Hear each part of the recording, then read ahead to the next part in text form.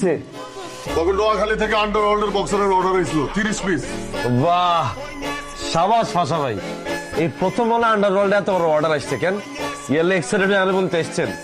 দেখছেন নোয়াখালী মানুষের মন কত বড়।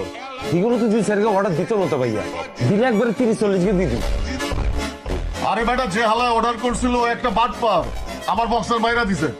কিয়া বক্সার মারি দিছে? হ্যাঁ। তাইলে ভাই অরিজিনাল নোয়াখালী না? আরে আমি তো নোয়াখালীর ঠিকানায় পাঠাইছি, এখন তুই আমার এই টাকা উদ্ধার করে দিবি।